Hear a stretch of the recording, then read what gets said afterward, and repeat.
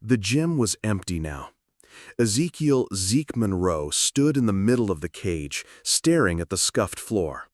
The mat still smelled of sweat, copper, and adrenaline, like a battlefield that had just swallowed screams and spat out silence. He ran a hand over the chain-link fence, its steel cold against his calloused skin. He could still hear the crowd, though they were long gone. The roar of thousands, the blinding lights, the sound of the bell. The moment that changed everything. His gloves, once white, were stained with a dark brown that no amount of soap would erase. On the far side of the gym, a janitor pushed a mop in slow circles, humming a gospel tune. Zeke tried to breathe, but his chest felt heavy. A memory flashed before his eyes. The last fight. It wasn't the victory that haunted him. It was the look in his opponent's eyes when he couldn't stand up. Zeke dropped to one knee. His reflection stared back at him from a puddle of spilled water on the mat. Not the champion everyone cheered for, but a man carved out of mistakes and blood. "You okay, champ?" the janitor asked softly, leaning on his mop. Zeke forced a nod. Just tired. But it wasn't true. He wasn't tired. He was empty. That night, when he walked home through the quiet streets of Detroit, the world felt colder. Neon signs flickered like half-hearted applause. He passed a corner store where kids, black kids like he once was, were throwing punches at each other, laughing like it was a game. He stopped for a moment, watching. His fists twitched. He wanted to tell them something, anything, about what fighting really cost, but the words wouldn't come. Instead, he walked on. At his apartment, Zeke sat on the floor instead of his bed. His championship belt lay in a corner, half covered in dust. He had once dreamed of holding that belt high, proving to the world that a boy from the East Side could rise above the concrete and broken glass. But now, the gold felt hollow. He picked up his phone. Dozens of messages, sponsors, reporters. A text from his coach saying, "Press conference tomorrow. They're calling you a hero." Hero. The word felt like a lie. Zeke turned off the phone, lay down on the hardwood floor, and stared at the ceiling until dawn. When the first light crept through the blinds, he knew what he had to do. He wasn't going to fight anymore. He was going to disappear. The bus ride out of Detroit was quiet.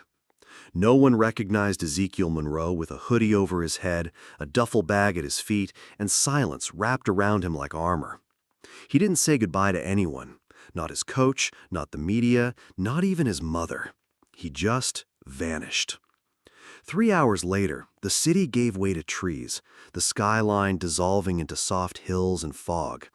The weight in his chest didn't lift, but at least the noise was gone. Zeke stepped off the bus in a town so small it didn't even have a name on the map, just a sign that read, "Enter quietly, leave whole." The place was almost myth, an old Shaolin-inspired monastery nestled deep in the Michigan woods, known only to a few. Fighters whispered about it when they got too broken to fight, too lost to heal. A monk lived there, some said, who had once fought professionally but chose silence over fame. No phones, no cameras, just truth. Zeke hadn't believed in such places, but now he needed to. He followed a dirt path that wound between pine trees and forgotten time. The woods around him were still, like they were holding their breath. Birds didn't sing, even the wind was soft. When he reached the gate, a wooden archway carved with strange ancient symbols, he paused. He almost turned back. But before he could, a voice broke the silence. "You're late." Zeke turned. An old man stood barefoot in the gravel, wearing loose linen pants and a faded maroon robe tied at the waist. His head was shaved, but his eyes were sharp, piercing, alive. He looked like he could still throw a punch if the world asked for it. "Do I know you?" Zeke asked. The man tilted his head. "No, but I know you, Ezekiel Monroe." Zeke stiffened. "How?" The monk smiled faintly. "Because your pain echoes, and it's loud." They sat cross-legged on the stone courtyard, the monk brewing tea in a clay pot over a quiet flame. Zeke didn't touch his. He couldn't stop staring at the man across from him. "I came here because I need to stop fighting," Zeke finally said. "Not for a while, for good." The monk poured the tea into 2 cups. "Then you came to the wrong place." Zeke blinked. "I thought this was a retreat." "It is," the monk said, "but you're not retreating. You're hiding." Silence. Zeke clenched his fists, but the monk didn't flinch. "Fighting isn't the problem," the monk continued. "It's what you're fighting for. That's what you lost." Zeke looked down. "I killed him." "No, you didn't. He walked into that ring knowing what it meant. You both did. What killed him wasn't your fists. It was everything he carried into the ring with him." Zeke's voice cracked. "Then what am I carrying?" The monk smiled faintly. "That's what you're here to find out." That night, Zeke stayed in a small room with no mirror, no clock, no distractions. Just a mat, a candle, and a journal. On the first page he wrote, "I am not who they say I am." Then he closed the book, lay on the floor, and listened to the silence. Somewhere beyond the walls, he could hear the soft sound of someone practicing strikes, deliberate, calm, almost meditative. It sounded nothing like the cage. And for the first time in years, he slept. Ezekiel Monroe stood barefoot on the old stone floor, breath sharp in the cool morning air. The courtyard was still, dew glistening like sweat on the moss-covered stones. No ropes, no lights, no roar of a crowd. Just him and the monk. "You fight like a storm," the monk said, circling Zeke slowly, hands folded behind his back. "But storms pass. They break, burn out. We don't train for the storm. We train for the stillness that follows." Zeke clenched his jaw. "Stillness never won me a fight." The monk stopped. "And what did winning ever give you that peace couldn't?" Zeke didn't answer. The monk stepped into a stance, low, rooted, unlike anything Zeke had seen in pro boxing. "Then learn this. The fight begins after the bell stops ringing." The days blurred into each other. Each morning began before the sun, when fog still clung to the ground and the world hadn't fully woken.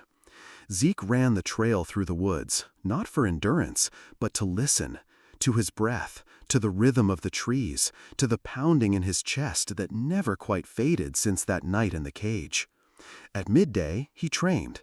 Not the drills he was used to, no pads, no heavy bags, no mirrors.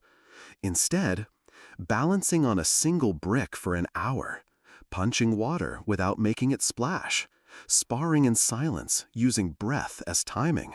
It was maddening, pointless, he thought, until it wasn't. One morning, while balancing with one foot in the koi pond, he suddenly realized his body wasn't fighting the water anymore. It was moving with it. That same day, the monk called him to the center of the courtyard. "Today," the monk said, "you'll fight." Zeke looked around. Fight who? The monk simply bowed. The match wasn't like anything he'd done before. The monk never struck first. He barely struck at all. Every punch Zeke threw was redirected, every kick absorbed or evaded. No aggression, no anger, just control, calm, and relentless presence. By the third round, if you could call it that, Zeke was dripping with sweat, panting, muscles screaming. "You're holding back," the monk said flatly. "Not in your body, in your soul." Zeke roared and charged, and was immediately flipped onto his back, hard. He lay there, staring up at the sky, chest heaving. "What do you see up there?" the monk asked, standing over him. Zeke blinked. "Nothing." "Exactly," the monk replied. "That's where you've been throwing your punches, into the nothing." That night, Zeke sat alone by the koi pond. For the first time in years, he didn't want to fight. He didn't want to be the beast, the killer, the savage of Detroit. He just wanted to understand what was left of the boy who first put on gloves to survive. His hands trembled, but not from rage, from realization. He whispered aloud, "If the world doesn't see me, do I still exist?" A voice answered from the shadows, "Only if you do." It wasn't the monk. It was another man, a younger one, watching from beneath a maple tree. "I've seen the way you move now," the man said. "You're not running anymore. You're becoming." Zeke stood slowly, unsure of who this stranger was, but somehow he already knew. The man beneath the maple tree stepped into the moonlight, and Ezekiel froze. He wasn't a monk, not a fighter either, at least not anymore. But Zeke recognized him. Ronan the Ghost Lattimore. A name spoken in hushed tones in underground fight circles. A phantom of the ring. Undefeated, unphotographed, and reportedly dead after a brutal, unsanctioned match in Bangkok. Some said he was a myth, others a cautionary tale. But he stood there now, very much alive. "You trained under the old man?" Ronan asked, jerking his head toward the monastery. Zeke nodded cautiously. Ronan smirked. "Then you're either lost or chosen." Zeke replied, "I came here to stop being what the world made me." Ronan stepped forward. "Then you came to the wrong place, kid. He doesn't erase you, he makes you face every damn piece." They stood in silence. Then Ronan raised his fists. Loose, relaxed. "Show me what you've got." Zeke hesitated. "Now?" Ronan didn't respond with words. He jabbed. It was like getting punched by smoke. Fast, shifting. He didn't even see it until his head snapped back. Zeke fell into a stance and came in low with a hook to the ribs. But Ronan was gone before the strike finished. He reappeared behind Zeke with a tap to the shoulder. "You telegraph everything. Your fists speak the truth, but your shoulders scream your secrets." Zeke charged, a combination now. Left jab, body feint, uppercut, then a spinning elbow. He landed nothing. Ronan danced like he knew every move before it came. His left hand, it never moved more than a few inches, but it struck like a ghost slapping your soul out of your body. Zeke hit the ground for the third time, gasping. Ronan leaned down. "You're strong, fast, hurt. That's easy to read. But you're still fighting like someone's watching." Zeke sat up, bruised and humiliated. "What does that mean?" Ronan's voice dropped. "It means you're still performing for your past." Later, the two men sat by a small fire near the training field. Ronan wrapped his left hand in black cloth, ritualistically, reverently. Zeke asked, "What happened to you in Bangkok?" Ronan stared at the fire. "I went in thinking I could beat pain, outthink it, outhit it." He flexed his wrapped hand. "I left that ring broken. And when I woke up 3 days later, they told me I didn't exist anymore." Zeke didn't understand. "They erased me from the roster. No medical records, no winner, no body." Ronan chuckled bitterly. "Turns out that's when life begins, when the world stops pretending you matter." Zeke watched him quietly. "Then why fight again?" Ronan looked up at the stars. "Because somewhere out there, there's always another fighter. Just like you, just like me, thinking pain is the only truth. And sometimes they need to lose to remember who they are." The next morning, Zeke found the old monk waiting. "You met the ghost?" Zeke nodded. The monk placed a wooden staff in Zeke's hands. "Then it's time for your real training." Zeke looked confused. "I thought I was all ready." The monk cut him off. "No, what we did before was breaking. Now comes the rebuilding." He pointed toward the forest, where Ronan stood again, shirt off, bruised and grinning. "And your teacher is someone who has already died once." The forest at dawn was neither silent nor still. Wind curled between the trees like a whisper in a language Ezekiel couldn't yet understand. The path ahead, if one could call it that, was little more than packed earth and fallen pine needles, interrupted only by the footprints of Ronan the Ghost Lattimore, who walked barefoot without looking back. Zeke followed, staff in hand, muscles still aching from the previous night. "You don't talk much," he finally said. "I talk when there's something worth saying," Ronan replied without turning. They reached a clearing, a flat circle of stone surrounded by moss and prayer flags. An altar sat in the center, carved with ancient symbols Zeke couldn't read. Ronan gestured, "Welcome to the monk's shadow." Zeke looked around. "This is where you train?" Ronan shook his head. "This is where I broke." He sat cross-legged on the stone and motioned for Zeke to do the same. "What do you see?" Ronan asked. Zeke scanned the circle. "Rocks, trees, quiet." "No," Ronan said. "You see what your mind lets you. The monk's shadow is where illusions go to die. It's where your past becomes your sparring partner." Zeke raised an eyebrow. "That sounds poetic and crazy." "It is." Ronan rose and stepped toward him. "Take the staff. Swing at me." Zeke stood, uncertain. "You sure?" Ronan's face hardened. "Swing like it's the last chance you'll ever get to be free." Zeke gripped the staff and swung high. Ronan ducked, fluid like a ripple of wind, and kicked Zeke's legs out from under him. Again. Zeke got up, swung again, low this time, then turned the staff into a thrust, missed again, fell again. Over and over. Every time Zeke hit the stone, it was as if a part of him cracked, but not his bones, his pride, his ego, his fear. By midday, he lay in the circle, soaked in sweat. Ronan crouched beside him. "What did you think would happen when you came here?" "I thought I'd learn to fight better." "No. You came here to unlearn what the world taught you, that being a black man means being angry or quiet or invisible. You came to learn what it really means to be seen."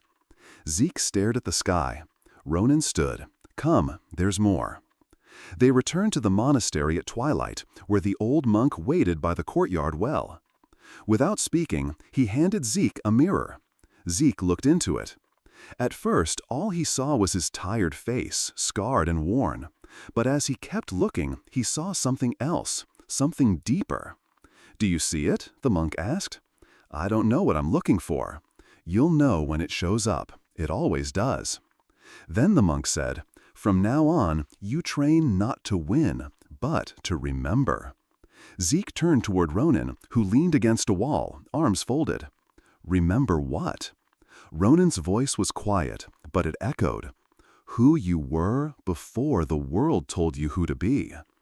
That night, Zeke couldn't sleep, not because of pain or doubt, but because something had awakened, a flame not of rage, but of purpose. He wrote 3 words on the inside of his wrist with a charcoal stub: "Be still, hit." And for the first time, he understood that silence could be louder than screams, and a strike more than just a punch. It could be truth. The bell rang at sunrise. Not the clang of a fight bell or the sharp beep of a city alarm, but a soft, deep tone that seemed to hum through the bones of the mountain itself. Ezekiel opened his eyes slowly. The wooden beams above his sleeping mat were painted in dust and light. He sat up, muscles stiff, but there was a steadiness in his breath, a calm that hadn't been there weeks before. Outside, the air was cool and laced with the scent of damp stone and pine. The monastery was quiet, but not empty. Nothing here ever truly slept. It simply waited. Zeke found Ronan in the courtyard, already moving. Not fighting, flowing. Slow forms, silent steps, a sequence that looked like both dance and prayer. Zeke stood in the shadows and watched. There was no aggression in Ronan's movements, no fury in his fists, just stillness made visible, purpose without noise. "You gonna just watch or join in?" Ronan said without turning. Zeke stepped into the circle. "That's not how I was taught to fight." "No," Ronan said, glancing over. "It's how you learn to stop fighting." Zeke furrowed his brow. "What does that mean?" Ronan took a step back.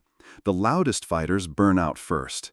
The ones who talk with their knuckles, scream with their eyes, punch for their past, they crack under pressure.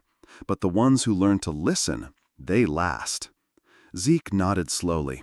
So what is this? Tai Chi? Meditation?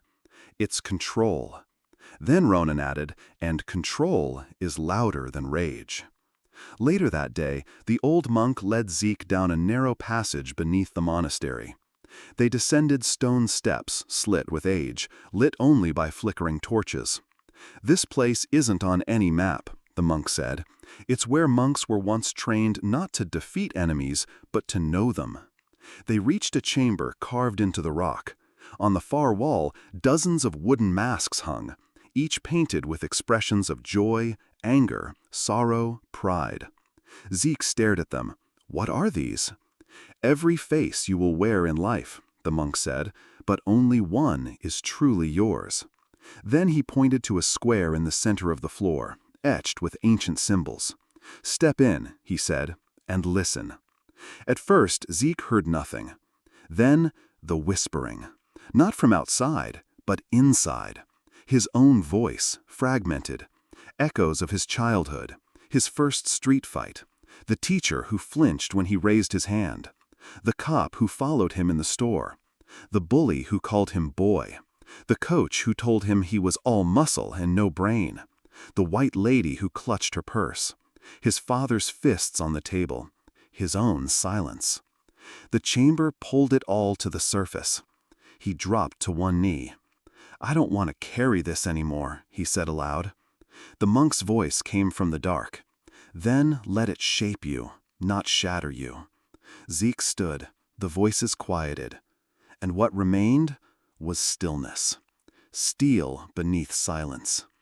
That evening, as the sun dipped behind the trees, Ronan handed him a new staff. Shorter, balanced, carved from a single piece of blackwood. What's this for? Zeke asked. For what comes next, Ronan said. Zeke looked up. Which is? Ronan smiled. Your first real fight. The train screeched into the underground station like a beast unwilling to sleep. Flickering lights painted the walls in sickly yellow, and Ezekiel felt the hum of concrete and current beneath his feet. This was not the mountain. This was the other world, the one that didn't wait for you to find yourself, the one that threw elbows in crowded hallways and kept score in blood and dollars. Ronan stood beside him, dressed in worn jeans, a black hoodie, and silence. Why are we here? Zeke asked. Ronan's reply was simple. Because this is where you'll learn why you fight. They emerged into a part of the city Zeke had only heard about. Rumors and myths passed through locker rooms and back alley whispers.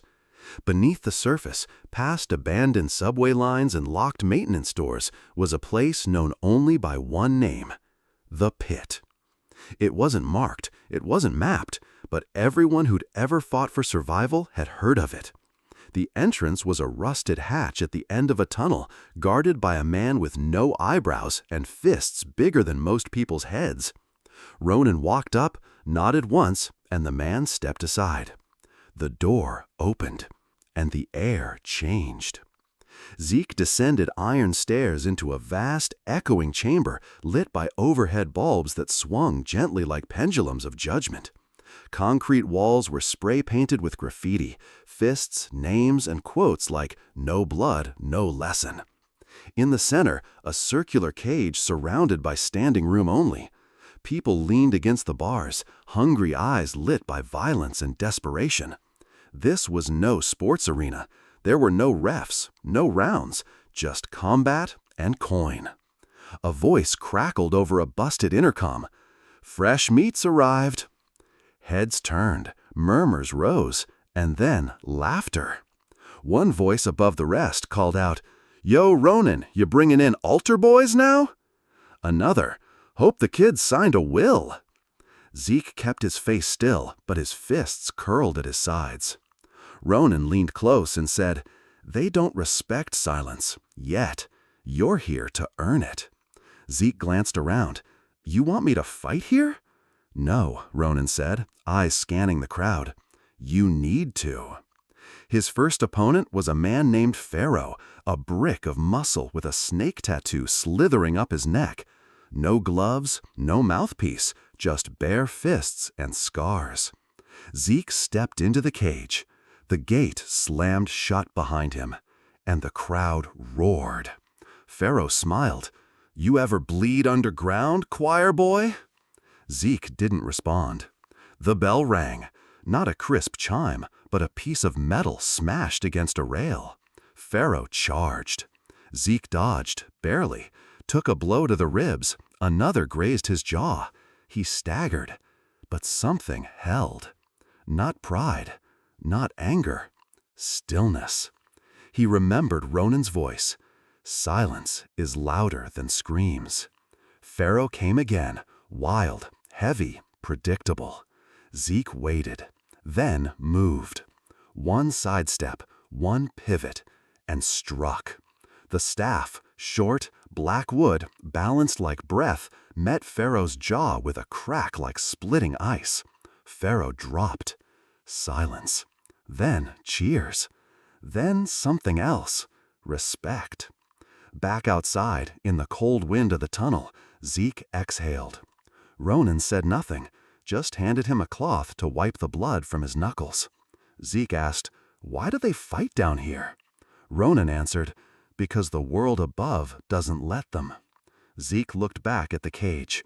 "And why did you bring me here?" Ronan met his gaze. "Because up there," he said, nodding toward the surface, "you'll never be free until you stop needing to prove you belong." He placed a hand on Zeke's shoulder. "Down here, no one gets judged for how they look, only for how they move." That night, Zeke wrote another 3 words in his journal: "Earn the silence." And he knew this was only the beginning of a war fought not for belts, not for pride, but for the right to be seen as more than what the world expected. The train screeched into the underground station like a beast unwilling to sleep. Flickering lights painted the walls in sickly yellow, and Ezekiel felt the hum of concrete and current beneath his feet. This was not the mountain. This was the other world, the one that didn't wait for you to find yourself, the one that threw elbows in crowded hallways and kept score in blood and dollars.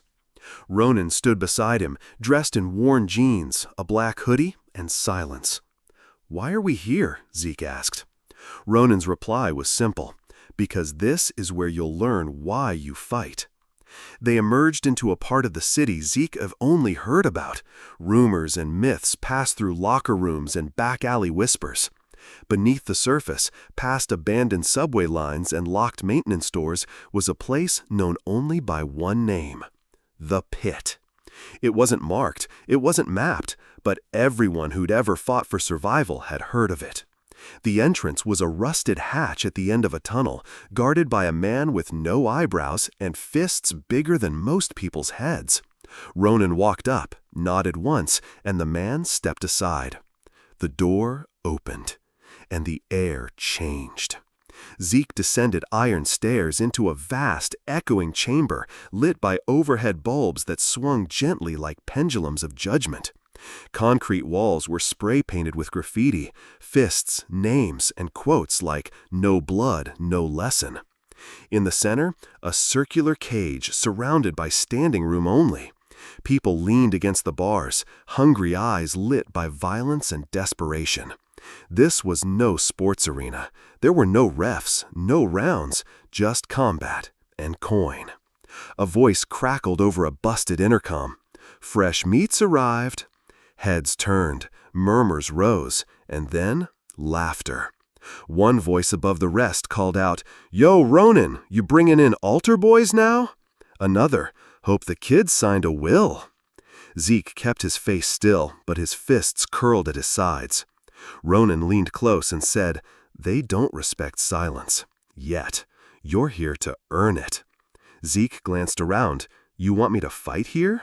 "No," Ronan said, eyes scanning the crowd. "You need to."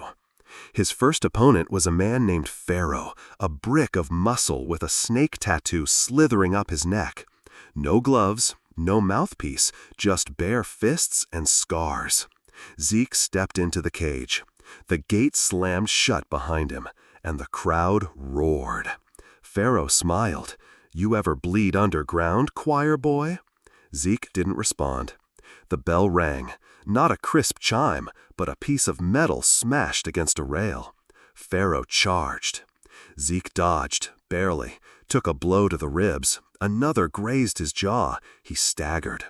But something held. Not pride, not anger, stillness.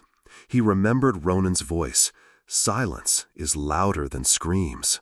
Pharaoh came again, wild, heavy, predictable. Zeke waited, then moved. One sidestep, one pivot, and struck. The staff, short, blackwood, balanced like breath, met Pharaoh's jaw with a crack like splitting ice. Pharaoh dropped.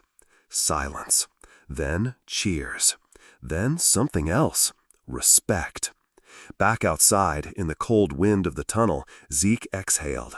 Ronan said nothing, just handed him a cloth to wipe the blood from his knuckles. Zeke asked, "Why do they fight down here?" Ronan answered, "Because the world above doesn't let them." Zeke looked back at the cage. "And why did you bring me here?"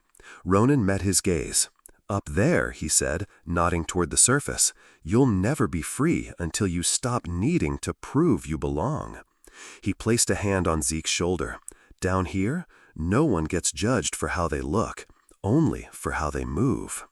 That night, Zeke wrote another 3 words in his journal: "Earn the silence." And he knew this was only the beginning of a war fought not for belts, not for pride, but for the right to be seen as more than what the world expected. The old gym didn't look like much from the outside. A cinder-block building with chipped blue paint and a flickering neon sign that read, "Hayes Boxing, Est in 1963. Most people passed it without a second glance, the kind of place swallowed by a city's noise and forgotten in the cracks of gentrification. But Ezekiel felt something the moment he stepped through the door. It wasn't just the scent, leather, sweat, dust, and time, or the sound of fists hitting heavy bags in rhythm like a prayer. It was the echo. Not the kind that came from sound bouncing off walls, but the kind that came from presence. The kind that hummed beneath the floorboards like a memory that refused to die. Ronan held the door open behind him and let it creak shut slowly. "This place taught me how to fall," he said, glancing around, "and how to stand up again." Zeke took a slow step forward. The floor groaned. Somewhere in the back, a jump rope slapped the ground like a metronome. From the shadows, a voice barked, "Take off your shoes." Zeke turned. A woman stepped out from the hallway wearing an oversized hoodie, compression gloves, and eyes that had seen more fights than most men survived. She was lean, no wasted movement. Her presence was like a blade, still sheathed, but sharp enough to cut. Ronan nodded toward her. "Zeke, this is Risa Hayes. She owns the place, and every story in it." Risa looked Zeke up and down. "Another project?" "He's not a project," Ronan replied. "He's a mirror." Zeke frowned. "What's that supposed to mean?" Risa ignored the question. "Put on gloves. You'll figure it out." She didn't hold back. They started with drills. Jab, slip, jab again. Risa moved like smoke, her punches barely whispering against the mitts, but every time Zeke missed a beat, she popped his shoulder or cuffed his ear. "Too stiff," she said. "You're thinking like a fighter, not moving like one." After 30 minutes, he was sweating rivers. After an hour, he was on the floor. Risa stood over him, arms crossed. "You're not here to win, kid," she said. "You're here to unlearn." They sat later on the edge of the ring, taping bruised knuckles in silence. Risa finally broke it. "You hear them, don't you?" Zeke looked up. "Hear who?" She tapped the floor with her bare knuckles. "The echoes." Zeke tilted his head. Beneath the scuffs and splinters of the gym floor, there was something. The memory of bodies hitting canvas, of cheers, of silence after knockouts, of arguments between trainer and fighter, father and son, past and present. "You don't just train in this gym," Risa said. "You inherit it." As he left that night, Zeke paused by the exit. He turned to Ronan. "Why this place?" Ronan looked back at the ring. Because discipline without history is just violence waiting for a story. He handed Zeke a key. You'll need to come back, alone. That night, in his notebook, Zeke wrote 4 words. History lives in silence. And he began to understand. Fighting wasn't about making noise. It was about listening to the ghosts in the floorboards, the breath between punches, the weight of every decision that brought a man into the ring, and the vow he made when he chose not to leave it. It was supposed to be a regular night. Zeke arrived at Hayes' gym just past 9 p.m., hoodie pulled low, hands wrapped tight, and head filled with Ronan's latest riddle. There's no courage in a lit ring, only in the dark. He didn't know what Ronan meant, yet, but he was about to find out. The gym was quieter than usual. The heavy bag in the corner swayed lazily as if someone had just walked away from it. One light flickered above the ring, buzzing faintly. The rest of the room was bathed in warm shadows. No music, no Risa, no jump rope slapping the floor, just him. He dropped his bag, taped his knuckles tighter, and stepped toward the ring. Then, the lights died. A sudden click, and everything went black. No warning, no sound but the dying whine of electricity vanishing into silence. Zeke froze, his breath loud in the dark. He thought maybe it was the fuse, or the building's age finally catching up. Then something moved. A whisper of motion, like cloth dragging against air. Zeke turned sharply. "Who's there?" No answer. His heartbeat filled the space. He moved slowly, palms extended in front of him. The gym he thought he knew became unfamiliar, each step uncertain, each sound suspicious. He found the edge of the ring by touch, the ropes cold and worn under his fingers. Then, a voice, low and unfamiliar, from somewhere near the bags. "Still think you know how to fight?" Zeke spun. "Show yourself." Silence. Then a fist struck him from the dark, fast, blunt, unforgiving. He stumbled backward, caught his balance against the ropes. His cheek stung. His jaw tightened. Another hit came from the left. He ducked. Too late. It grazed his temple. He swung back. Missed. His training screamed at him. Control. Stay centered. Listen. The dark was no enemy. It was a mirror. Zeke closed his eyes, not to give up, but to see more clearly. He inhaled deeply, tuning out the fear. The gym's layout returned in his mind. Heavy bag to the right, speed bag near the wall, exit by the lockers. And the echo of each footstep was different, some hollow, some soft, some bouncing. That meant he could track. The next time he heard the shuffle, he turned, not toward the sound, but toward the space behind it. His fist connected. A grunt. Then silence again. Lights snapped back on. Risa stood near the breaker panel in the corner, arms crossed. Ronan leaned against the wall beside her, smiling. Across from Zeke, a man in a black hoodie rubbed his jaw, nodding slowly. "You learn quick," he said, then exited without another word. Zeke looked from Ronan to Risa. "What was that?" "A test," Risa said.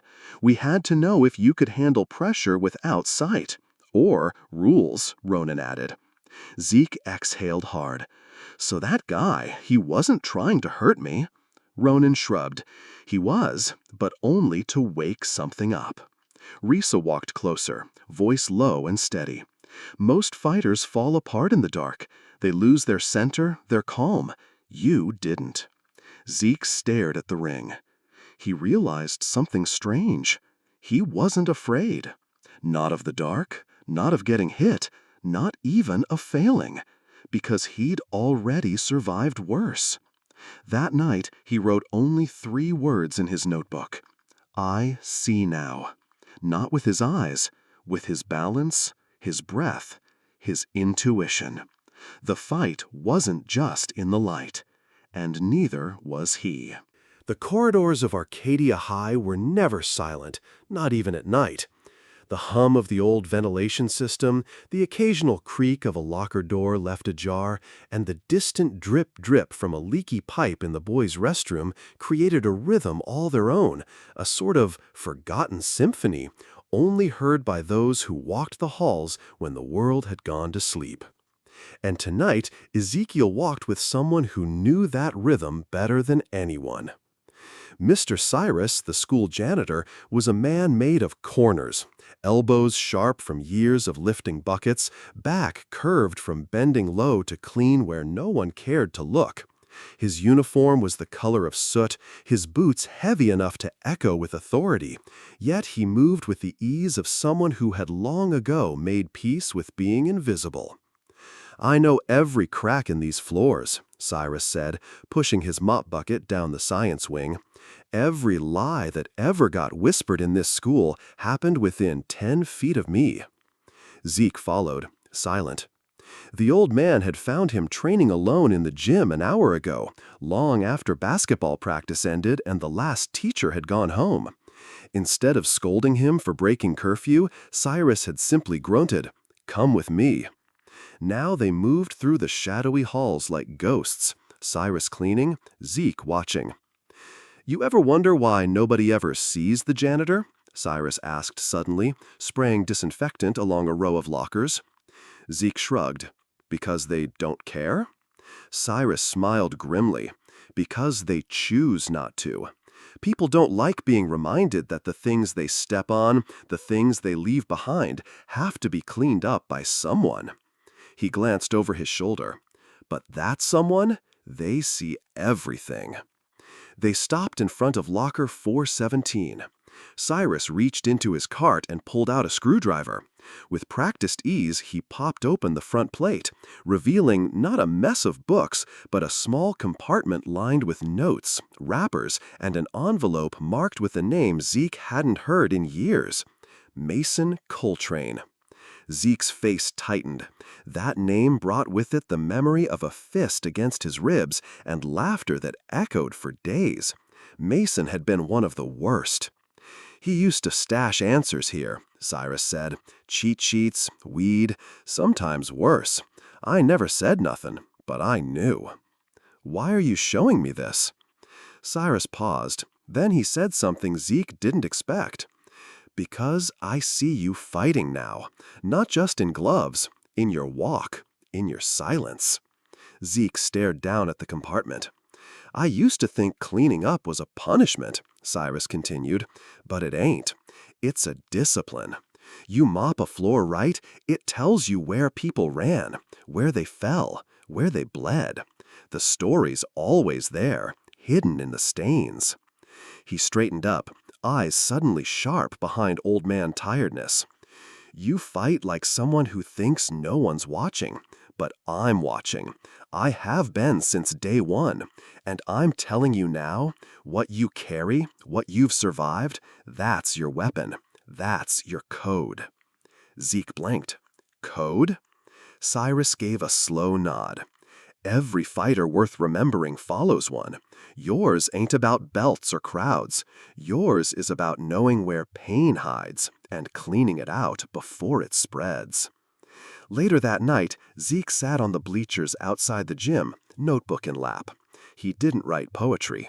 He wrote rules. The janitor's code. Know every corner. Speak when silence is dangerous. Clean what others leave behind. Leave no blood for the wrong eyes. You are not invisible. He stared at the list for a long time, then added one more. 6. Pain is a stain. Don't let it set. That weekend, he showed up early to training and stayed after to clean the ring. Not because anyone asked him to, because he understood. Fighting wasn't about stepping into the spotlight. It was about keeping the floor clean for those who came after. There was no crowd, no ref, no gloves, no bell. Just Zeke and 3 boys from the football team who had followed him after school. One of them, Marcus Talley, grinned like he was already writing the headlines in his head. "Boxing boy gets folded behind the cafeteria dumpsters." Zeke didn't move, not yet. His backpack still hung from one shoulder, the strap half split from wear. The alley behind the school smelled like stale fries and bleach, but the tension? It was fresh, sharp, real. "You think you're tough now, huh?" Marcus spat. "Just 'cause Coach Hayes put your face on a poster?" The other two boys flanked Zeke like wolves. Not clever ones, just mean and confident in their numbers. Zeke said nothing. He just took the bag off his shoulder, slowly, deliberately, and placed it down beside him. Then he turned around and looked at each of them, really looked. Marcus laughed. He thinks he's in a ring, like somebody's gonna save him. But Zeke didn't need saving, because this wasn't the first time. Because he had learned the rules of fights that didn't start with a bell and didn't end with cheers. Ronan had warned him. In the ring, the ref can stop it. Out here, you're the ref, the gloves, the rope, the mat. So choose your moment and make it count. Zeke stepped to the side, not back, not forward, offline, like he'd been taught, like a shadow slipping into place. Marcus lunged. Zeke's left hand shot forward, not a punch, but a parry, redirecting, letting Marcus's weight betray him. Then came the right, low, fast, to the ribs. Impact. One of the others rushed in. Zeke pivoted, kicked out a leg. The boy stumbled into the wall. It wasn't a boxing match. It was balance, breath, awareness. It was the janitor's code in action. Know every corner, leave no stain. They didn't last long. The third boy didn't even step in. He just watched his friends fall apart, then backed off slowly like he'd been slapped by the truth. Marcus lay groaning, furious, humiliated. Zeke didn't say a word, didn't gloat, didn't threaten. He just grabbed his bag and walked. But inside, something shifted. It wasn't pride. It wasn't relief. It was certainty. The understanding that no matter where the fight found him, he could carry the ring with him. Because the bell? It didn't need to ring. He was the bell. That night, Zeke found Ronan sitting outside Hayes' gym, reading an old philosophy book in the blue light of the exit sign. "Wasn't my best work," Zeke muttered, sitting beside him. Ronan didn't look up. "Did you start it?" "No." "Did you finish it?" "Yes." Ronan nodded. "Then it's your win, even if no one cheers." Zeke took out his notebook, wrote, "Fights don't begin with bells. They begin with choices." Then closed the book. Tomorrow would bring more lessons. But tonight?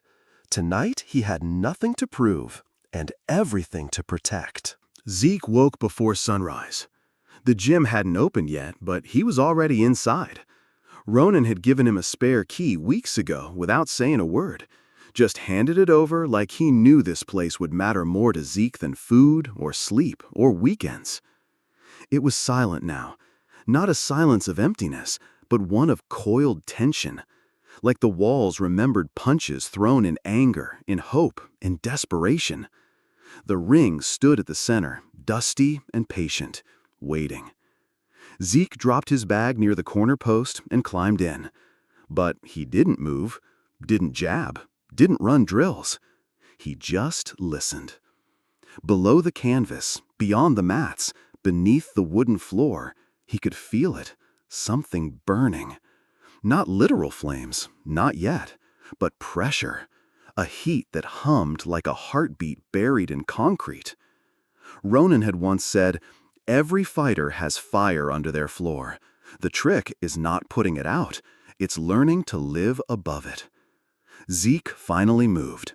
One jab, then two, then a combination that ended with a sharp pivot and uppercut. But his timing was off. Too much power, not enough control. Because he wasn't fighting the bag, he was fighting everything he couldn't say out loud. The teachers who still flinched when he raised his hand. The recruiters who shook his coach's hand but didn't look him in the eye. The silence after his father's name was brought up, followed by 1,000 rumors, none of them kind. His fists moved faster. Every strike a question. Why am I never enough for them? Why do they want me to fail quietly? What would happen if I didn't? The bag rocked violently. Zeke stood, chest heaving, knuckles red. He didn't cry, didn't scream. He absorbed it. Then he sat at the edge of the ring, letting his legs dangle like a boy watching the world from a rooftop. Across from him, someone coughed. He turned. Ronan stood in the doorway, coffee in hand, wearing the same boots he always wore, scuffed, ugly, and dependable. "You feel it, don't you?" Ronan asked. "The fire." Zeke nodded. Ronan stepped forward and dropped a bundle of old photos in front of him.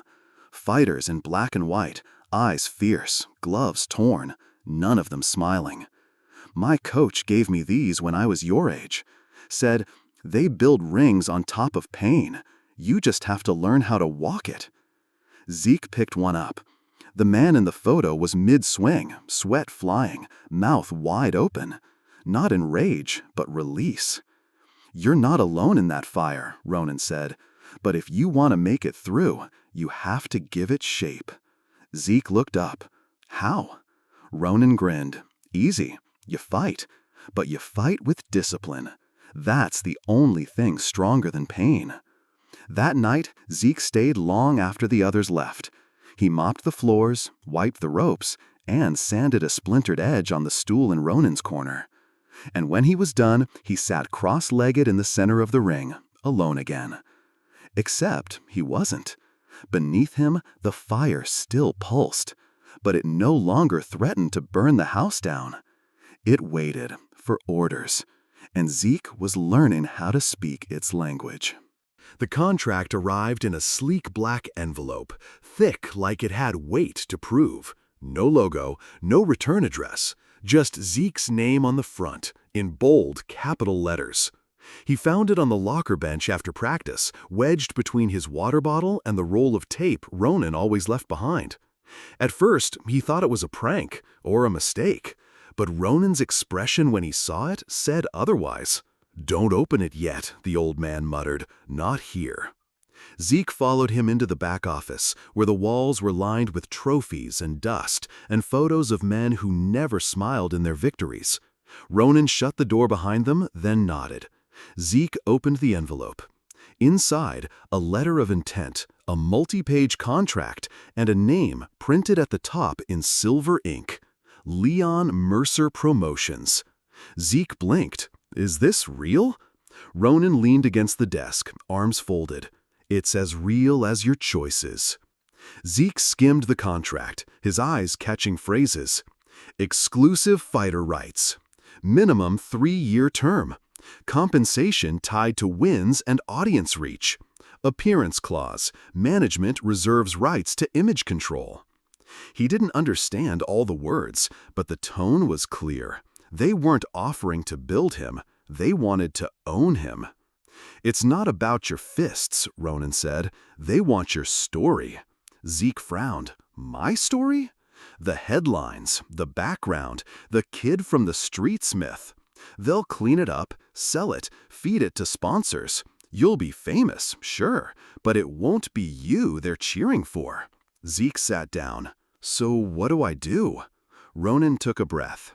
"You do what no one does when this kind of deal shows up." He tapped the paper.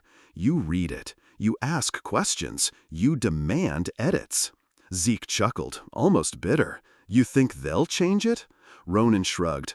"They won't expect you to try. That's your advantage." That night, Zeke stayed up at the kitchen table, pen in hand, laptop open. He cross-referenced terms, Googled words, wrote notes in the margins. Why is injury clause so vague? What does lifetime likeness rights mean? Can I bring in my own rep? By 2 a.m., his eyes were red, but his mind was sharp. The next day, he met Mercer's rep in a downtown cafe. The man wore a gold chain, sharp suit, and smile that didn't blink. "You're smart, Zeke," he said smoothly, "but don't overthink this. This contract could change your life." Zeke nodded slowly. Then it should be a contract worth signing, right? The smile froze. Zeke pulled out a marked-up copy and laid it on the table. Let's talk.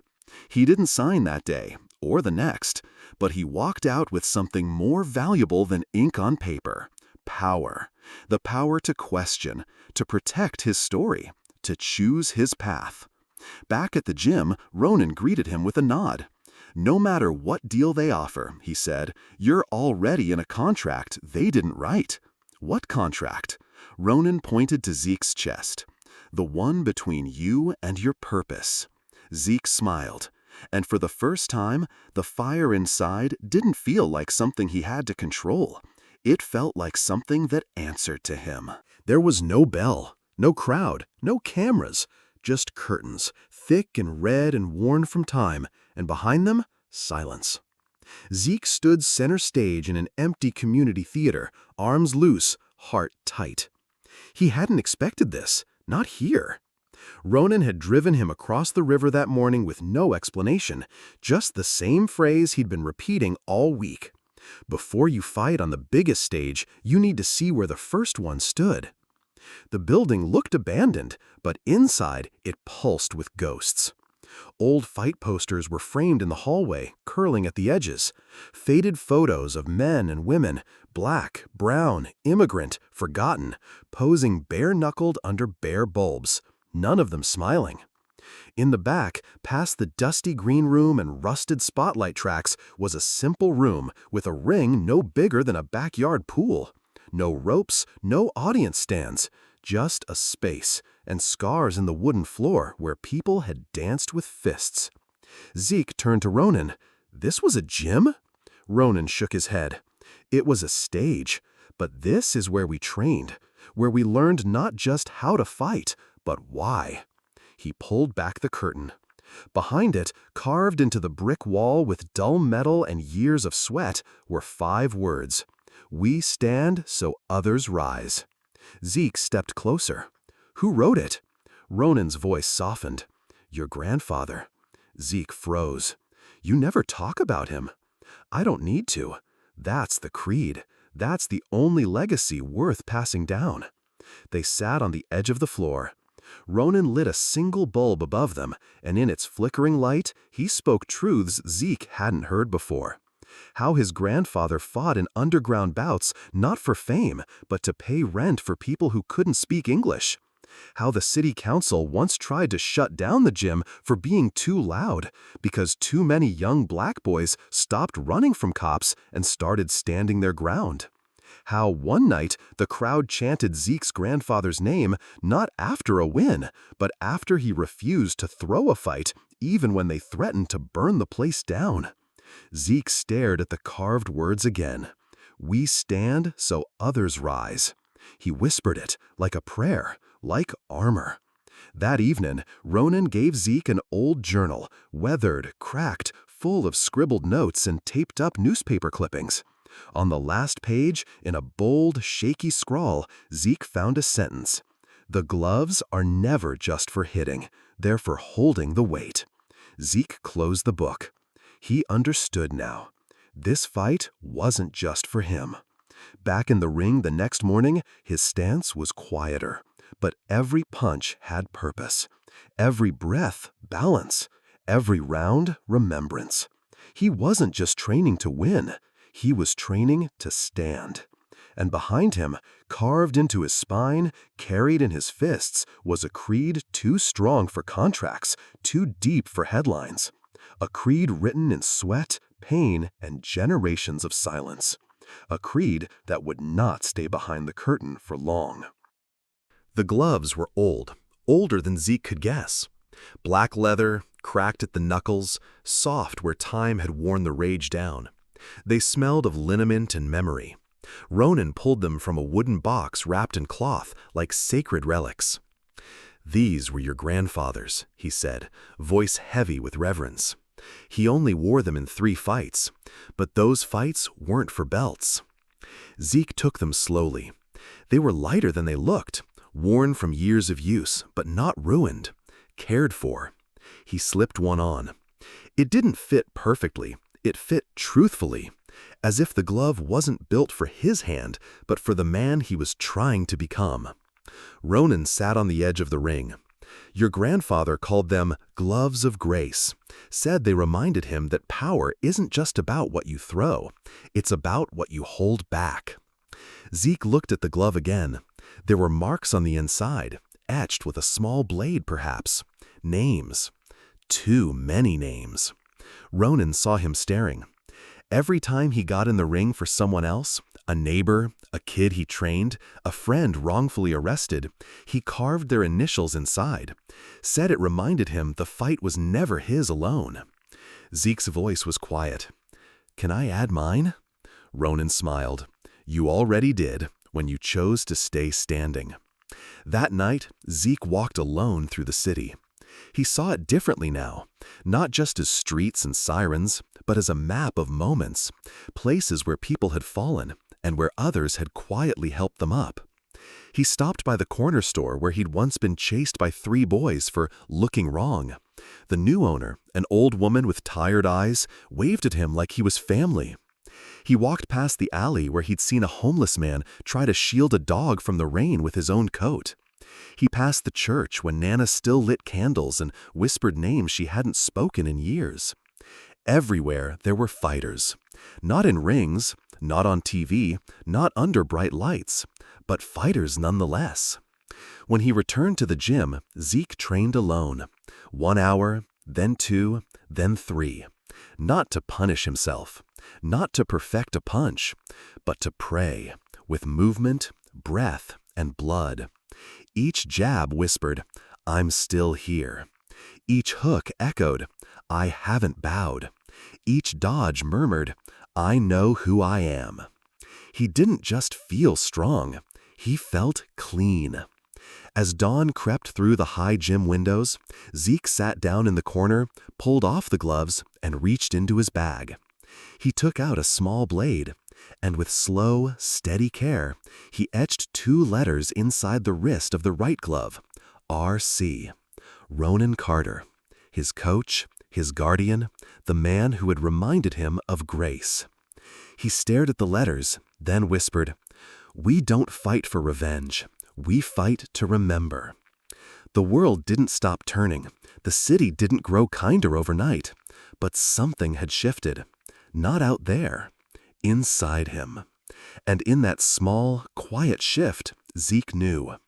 The boy who was once mocked, shoved, ignored, and silenced had become a man who could carry others now, with fists wrapped in leather, with steps full of dignity, with gloves made of grace.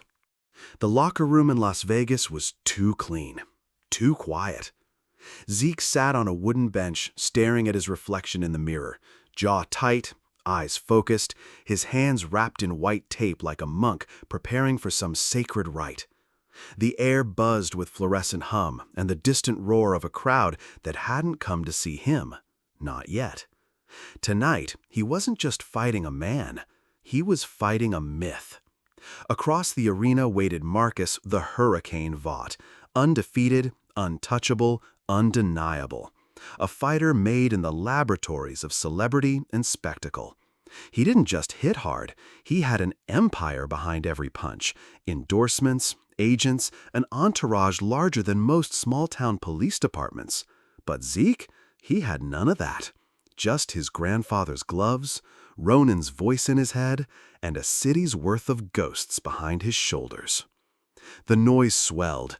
Not music, not chants, static, raw, electric, alive. A sound tech entered, tapping his headset. 3 minutes, Mr. Wade. You're up first. Zeke didn't nod, didn't speak. He stood. The gloves went on like ritual. Left, then right. Ronan had taught him that. Nana had whispered prayers over his fists before they left. His whole life was folded into these 10 fingers. As he moved toward the hallway that led to the ring, the sound tech added, "Oh, and just a heads up, Hurricane's team requested you enter without music." Zeke paused. What? No intro track, no walk-in song. Said it's part of setting the tone. You know, mind games. Zeke said nothing. Instead, he smiled. As he emerged into the arena, the crowd murmured in confusion.